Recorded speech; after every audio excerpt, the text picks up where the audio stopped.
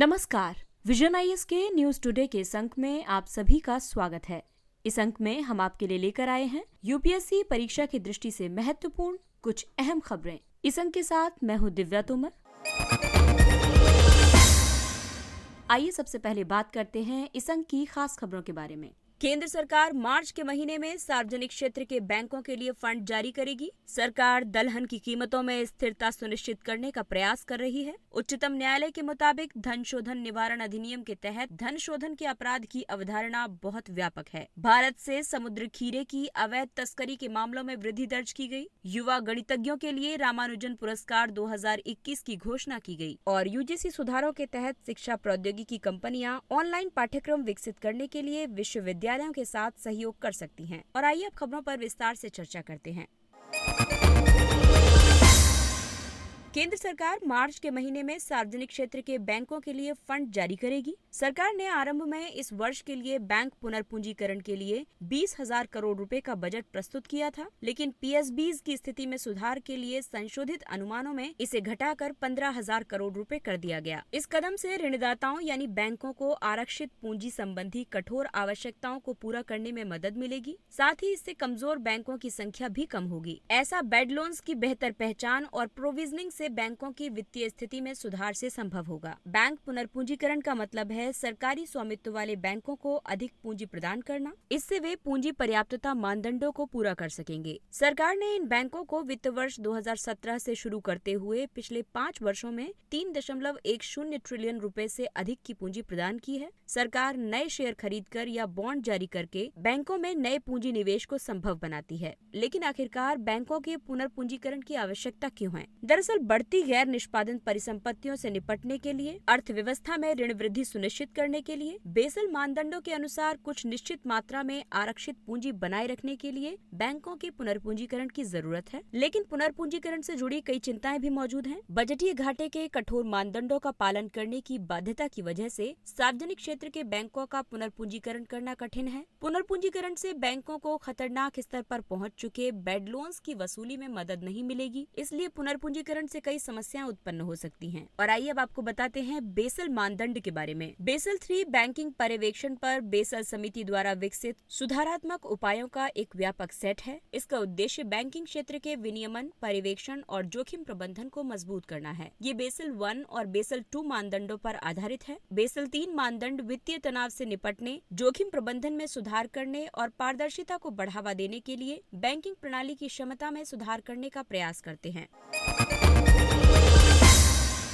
अगली खबर कृषि क्षेत्र से। सरकार दलहन की कीमतों में स्थिरता सुनिश्चित करने का प्रयास कर रही है। दलहन की कीमतों पर सरकार ने सक्रियता दिखाते हुए कुछ उपाय किए हैं। इससे दालों की कीमतों में तेज गिरावट दर्ज की गई है और ये उपाय हैं: आवश्यक वस्तु अधिनियम 1955 के तहत मूंग को छोड़कर शेष सभी दालों पर स्टॉक सीमा लागू की गई है। किसी वस्तु को आवश्यक घोषित करके सरकार उस वस्तु के उत्पादन, आपूर्ति और वितरण को नियंत्रित कर सकती है। इससे सरकार उस वस्तु की स्टॉक की सीमा भी निर्धारित कर सकती है। इसके अलावा दालों के लिए मुक्त आयात नीति विंडो को 31 दिसंबर तक बढ़ा दिया गया है। सरकार द्वारा किए गए इन उपायों का उद्देश्य है मानसून में बाधा और अत्यधिक वर्षा की दशा में घरेलू उत्पादन में कमी को रोकना, आयातकों को दालों की खरीद करने और उन्हें भारत लाने के लिए पर्याप्त समय देना। दलहन फलीदार पादप कुल के पौधों के खाने योग्य बीज होते हैं। संयुक्त राष्ट्र खाद्य और कृषि संगठन ने 11 प्रकार की दालों को मान्यता प्रदान की है। इनमें सूखी फलियां, सूखे मटर और काबुली चना शामिल है। आपको बता दें कि भारत विश्व में दलहन का सबसे बड़ा उत्पादक है। ये वैश्विक उत्पादन का 25% उत्पादित करता है। साथ ही ये दलहन का सबसे बड़ा उपभोक्ता भी है। ये विश्व खपत का 27% उपभोग करता है और सबसे बड़ा आयातक है। लगभग 14% दालें भारत में आयात की जाती हैं। ऐसे में दलहन उत्पादन से जुड़ी कुछ चुनौतियां मौजूद हैं।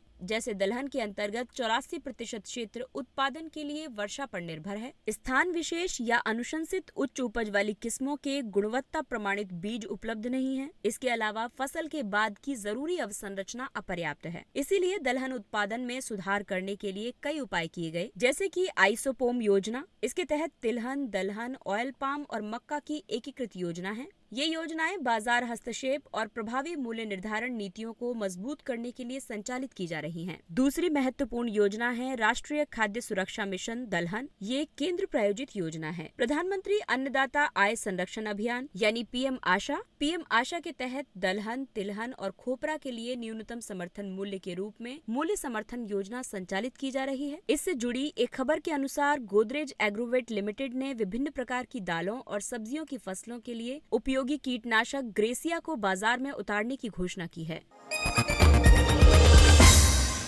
अगली खबर धन शोधन से जुड़ी हुई है। उच्चतम न्यायालय के मुताबिक धन शोधन निवारण अधिनियम के तहत धन शोधन के अपराध की अवधारणा बहुत व्यापक है। न्यायालय के मुताबिक अपराध से अर्जित आय से जुड़ी कोई भी गतिविधि इस अधिनियम की धारा 3 के तहत अपराध मानी जाएगी। इसमें ऐसी आय का उपयोग, उसे छुपाना या रखना अपराध माना गया है। न्यायालय में दायर याचिका में तर्क दिया गया है कि इस कानून की धारा 3 को अलग अर्थ में पढ़ा जाना चाहिए। इसके तहत मनी लॉन्ड्रिंग से अर्जित आय को केवल रखना और उपयोग करना ही अपराध नहीं माना जाना चाहिए। इसके अनुसार कोई व्यक्ति ऐसे धन से जुड़ी किसी भी गतिविधि में प्रत्यक्ष या अप्रत्यक्ष रूप से शामिल होगा, वो धन शोधन के अपराध का दोषी होगा। इस कानून में ऐसे धन को कमाना, उसे छिपाना, कब्जे में रखना या उपयोग में तथा व्हाइट मनी के रूप में उसे प्रस्तुत करना, ये सभी कार्य अपराध होंगे। ये अधिनियम काले धन को वैध बनाने के आपराधिक कृत्य से निपटने के लिए लाया गया था। ये कानून अधिकारियों को गैर कानूनी आय से प्राप्त संपत्ति को जब्त करने में सक्षम बनाता है। आपको बता दें कि वित्त मंत्रालय के अंतर्गत प्रवर्तन निदेशालय यानी ईडी इस अधिनियम के तहत धन शोधन से जुड़े अपराधों की जांच के लिए जिम्मेदार एजेंसी है। मनी लॉन्ड्रिंग अवैध रूप से अर्जित आय को वैध बनाने की प्रक्रिया है और इस प्रक्रिया में 3 चरण शामिल हैं। सबसे पहला चरण है प्रवेश यानी प्लेसमेंट का, दूसरा चरण है लेयरिंग का और तीसरा है इंटीग्रेशन यानी एकीकरण का। इसमें नियोजन या प्रवेश का मतलब है गलत तरीके से अर्जित आय का वित्तीय प्रणाली में शामिल होना। प्रतीकरण यानी कि विदेशों में और देश के भीतर स्थित बैंकों के बीच धन का आदान प्रदान, और तीसरा है एकीकरण यानी कि विलासितापूर्ण संपत्तियों की खरीद, वित्तीय निवेश, वाणिज्यिक या औद्योगिक निवेश।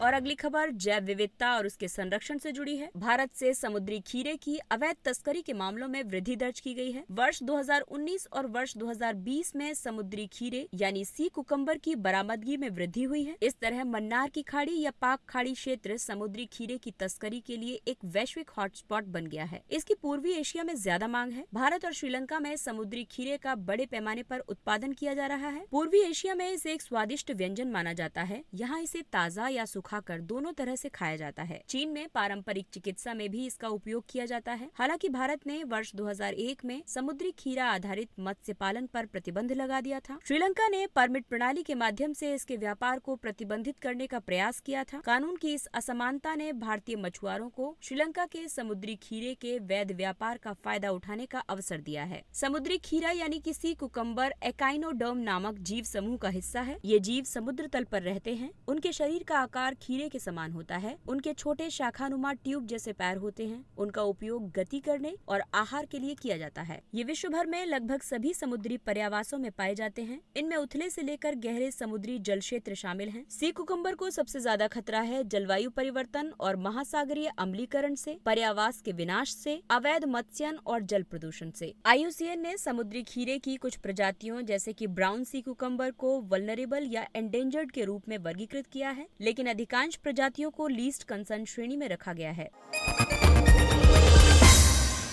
अगली खबर शिक्षा एवं नवाचार क्षेत्र से। युवा गणितज्ञों के लिए रामानुजन पुरस्कार 2021 की घोषणा की गई। प्रोफेसर नीना गुप्ता को वर्ष 2021 के रामानुजन पुरस्कार से सम्मानित किया गया है। ये पुरस्कार उन्हें एफाइन बीजगणितीय ज्यामिति और क्रम विनिमय यानी क्यूमुटेटिव अलजेब्रा में उनके उत्कृष्ट कार्य के लिए प्रदान किया गया है। इस पुरस्कार का नाम महान गणितज्ञ श्रीनिवास रामानुजन के नाम पर रखा गया है। ये पुरस्कार वर्ष 2005 से प्रतिवर्ष दिया जा रहा है। इसे मूल रूप से Abdul Salam international centre for theoretical physics, Niels Henrik Abel memorial fund और अंतर्राष्ट्रीय गणितीय संघ ने स्थापित किया था। एबेल फंड की भागीदारी वर्ष 2012 में समाप्त हो गई थी। वर्ष 2014 से भारत सरकार का विज्ञान और प्रौद्योगिकी विभाग इस पुरस्कार को वित्त प्रदान कर रहा है। इस पुरस्कार के तहत एक विकासशील देश के गणितज्ञ को सम्मानित किया जाता है। इसके लिए पात्रता आयु 45 वर्ष से कम होनी चाहिए। पात्र व्यक्ति को गणितीय विज्ञान की किसी भी शाखा पर कार्यरत होना चाहिए। इस पुरस्कार के तहत प्राप्त शोधकर्ता के शोध में सहयोग करने के लिए उसे $15,000 की नकद राशि प्रदान की जाती है। वर्ष 2021 में इस पुरस्कार का नाम बदलकर DST ICTP IMU रामानुजन पुरस्कार कर दिया गया है। रामानुजन का जन्म मद्रास में हुआ था। उन्होंने दीर्घवृत्तीय फलनों यानी एलिप्टिक फंक्शंस, सतत भिन्न यानी कंटिन्यूड फ्रैक्शंस और अनंत श्रेणियों पर शोध कार्य किया था। इसके अलावा उन्होंने संख्याओं के विश्लेषणात्मक सिद्धांत में भी महत्वपूर्ण योगदान दिया था। वो वर्ष 1918 में रॉयल सोसाइटी के दूसरे भारतीय फेलो बने थे। उसी वर्ष कैम्ब्रिज के ट्रिनिटी कॉलेज में उन्हें पहला भारतीय फेलो बनने का अवसर प्राप्त हुआ था। उनके जन्म दिवस 22 दिसंबर को राष्ट्रीय गणित दिवस के रूप में मनाया जाता है।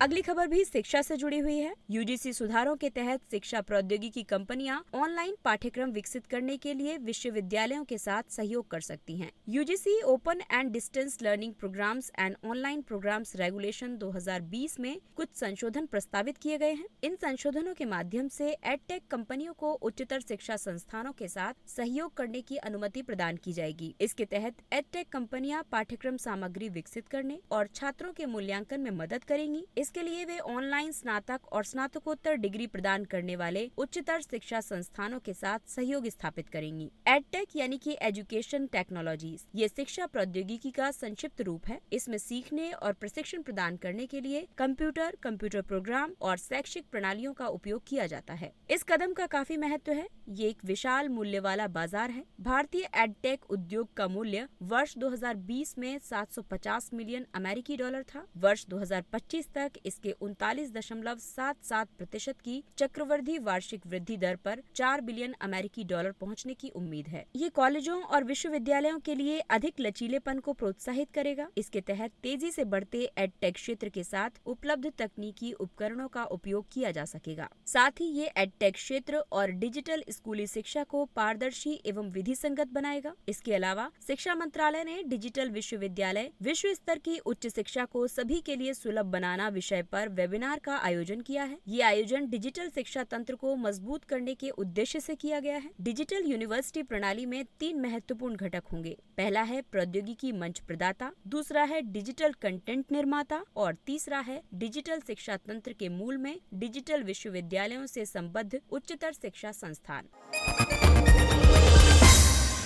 और आइए बात करते हैं कुछ अन्य महत्वपूर्ण सुर्खियों की। राष्ट्रीय साधन सह मेधा छात्रवृत्ति योजना। सरकार ने इस योजना को वर्ष 2021-22 से लेकर वर्ष 2025-26 तक जारी रखने की स्वीकृति प्रदान की है। इस योजना का वित्तीय खर्च 1827 करोड़ रुपए है। इसके अलावा इसके पात्रता मानदंडों में भी संशोधन किए गए हैं, जैसे कि आय की अधिकतम सीमा को 1.5 लाख रुपए प्रति वर्ष से बढ़ाकर 3.5 लाख प्रति वर्ष किया गया है और इसके अलावा नवीकरण मानदंडों को संशोधित करना भी इसमें शामिल है। ये योजना वर्ष 2008-9 में शुरू की गई थी। ये एक केंद्रीय क्षेत्र की योजना है। इस योजना का उद्देश्य आर्थिक रूप से कमजोर वर्ग के मेधावी छात्रों को 8वीं कक्षा में पढ़ाई बीच में ही छोड़ने से रोकना है। इसके अलावा उन्हें माध्यमिक स्तर पर अपनी शिक्षा जारी करने के लिए प्रोत्साहित भी किया जाता है। इस योजना के तहत प्रत्येक वर्ष 9वीं कक्षा के चयनित छात्रों को 12,000 रुपए प्रति वर्ष की नई छात्रवृत्तियां दी जाती हैं। 1 लाख नई छात्रवृत्तियां प्रदान की जाती हैं। साथ ही 10वीं से 12वीं कक्षा में उनका नामांकन जारी रखा जाता है या नवीकरण किया जाता है। Nord stream 2। जर्मनी ने रूस की ओर से निर्माणाधीन नॉर्ड स्ट्रीम 2 गैस पाइपलाइन की प्रमाणन प्रक्रिया को निलंबित कर दिया है। नॉर्ड स्ट्रीम 2 प्राकृतिक गैस की एक पाइपलाइन है। ये 1230 किलोमीटर लंबी है। ये रूस के उस्तलुगा से जर्मनी के ग्रीफ्सवाल्ड तक बाल्टिक सागर से होकर गुजरेगी। इसमें प्रतिवर्ष 55 बिलियन क्यूबिक मीटर गैस का परिवहन करने की क्षमता होगी। इसे जर्मनी को रूस से होने वाले गैस निर्यात को दोगुना करने के लिए डिजाइन किया गया है। ये पाइपलाइन पहले की नॉर्ड स्ट्रीम पाइपलाइन के समानांतर निर्मित की जा रही है। नॉर्ड स्ट्रीम 1 वर्ष 2011 से कार्यरत है। स्ट्रीम 2 पाइपलाइन गैस परिवहन की क्षमता को दोगुना कर देगी। इसके निर्माण के बाद कुल परिवहन क्षमता 110 बिलियन क्यूबिक मीटर गैस प्रति वर्ष हो जाएगी। रूसी राज्य के स्वामित्व वाली गैस कंपनी गाज़प्रोम के पास नॉर्ड स्ट्रीम 2 के आधे हिस्से का स्वामित्व है।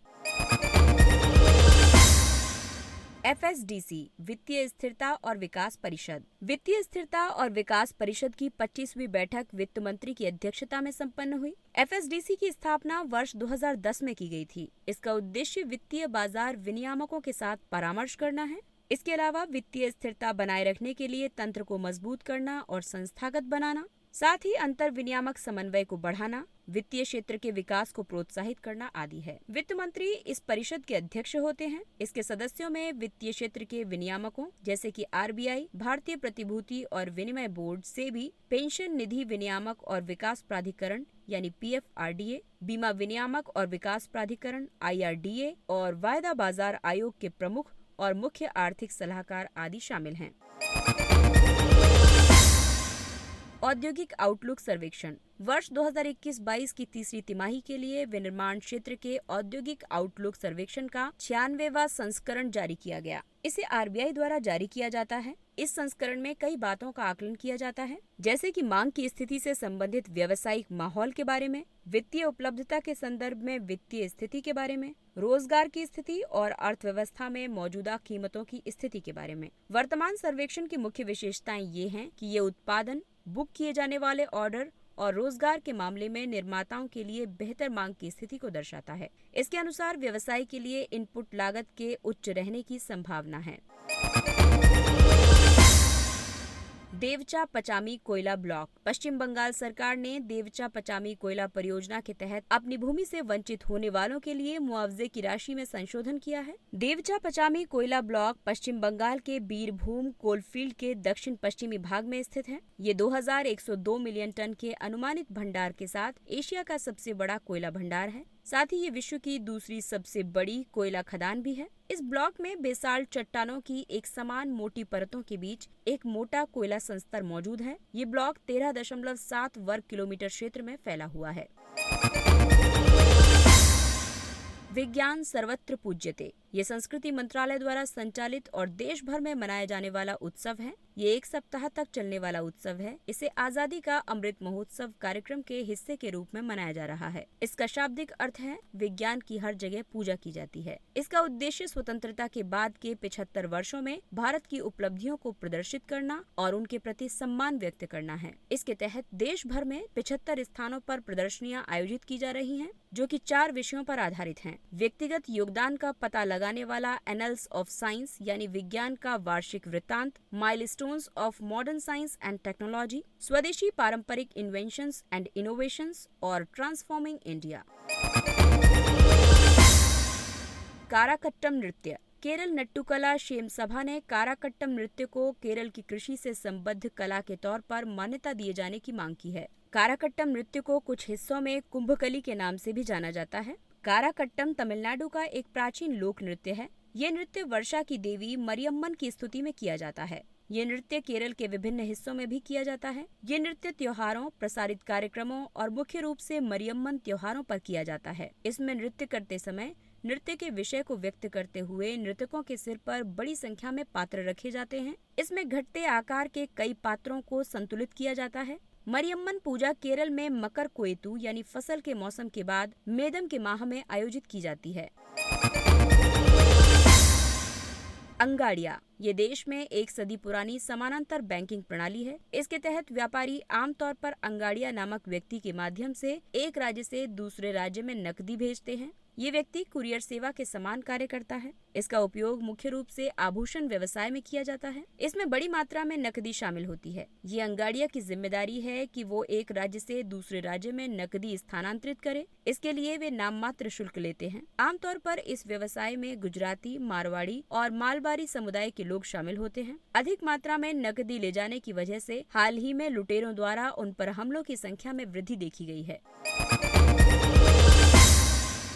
और आइए बात करते हैं सुर्खियों में रहे व्यक्तित्व के बारे में। संत गाडगे यानी बाबा गाडगे। ये महाराष्ट्र के एक समाज सुधारक और डॉक्टर अंबेडकर के समकालीन थे। वो संत कबीर और रैदास की परंपरा से संबंधित थे। बाबा गाडगे ने ब्राह्मणवाद, धार्मिक पाखंड और जाति व्यवस्था का विरोध किया था। उन्होंने शराबबंदी, छुआछूत और पशु बलि के विरुद्ध भी संघर्ष किया था। उन्होंने अपने छात्रावास के भवन को डॉक्टर अंबेडकर द्वारा स्थापित पीपुल्स एजुकेशन सोसाइटी को दान कर दिया था। डॉक्टर अंबेडकर ने उन्हें ज्योतिबा फूले के बाद लोगों का सबसे बड़ा सेवक बताया था। बाबा गाडगे सुधारवादी और सादगी पसंद व्यक्ति थे। वे भाईचारे और स्वच्छता के समर्थक थे। इसके साथ ही ये अंक समाप्त होता है। अगले अंक में फिर मुलाकात होगी कुछ अन्य महत्वपूर्ण खबरों के साथ। तब तक अपना ख्याल रखिए, सुरक्षित दूरी बनाए रखिए, मास्क पहनिए, हाथ और चेहरा साफ रखिए, क्योंकि कोविड अभी पूरी तरह से समाप्त नहीं हुआ है, इसलिए अपना और अपनों का विशेष ध्यान रखें। टीकाकरण अवश्य करवाएं और इसी अपील के साथ विजन IAS की पूरी टीम को दीजिए इजाजत। नमस्कार।